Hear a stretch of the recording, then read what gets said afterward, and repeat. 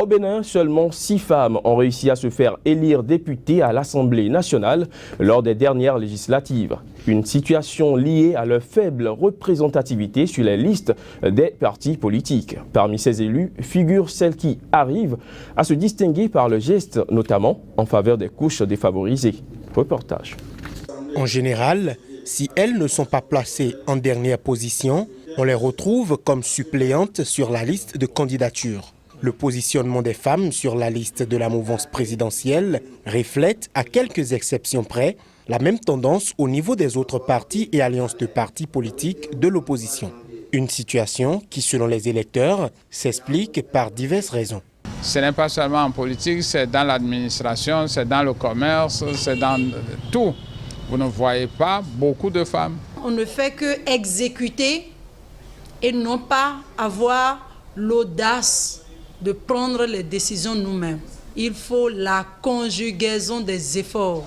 Il faut que les dames quand même prennent le dessus et prennent des décisions concrètes dans tous les domaines, notamment dans le domaine politique au Bénin.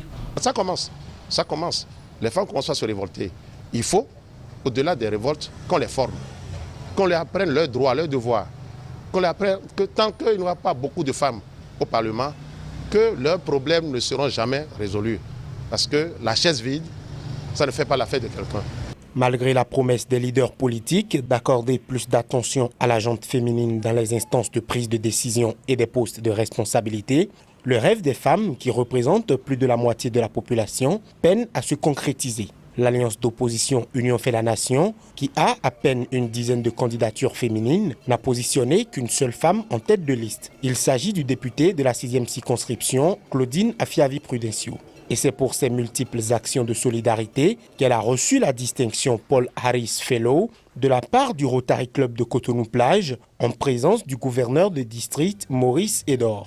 Je voudrais rendre un vibrant hommage à toutes les femmes du monde, pauvres ou riches, lettrées ou non, rurales ou citadines, qui luttent pour la paix durable, la liberté, la démocratie et qui se battent contre la faim, la pauvreté, les pandémies, les guerres, l'enfance malheureuse et la vulnérabilité féminine. L'honorable a conclu en réitérant son engagement et sa disponibilité entière à accompagner les projets et programmes du Rotary international au profit des couches défavorisées. En attendant, le vœu de nombre de femmes de voir l'une d'entre elles à la tête de l'Assemblée nationale reste jusqu'ici un vœu pieux.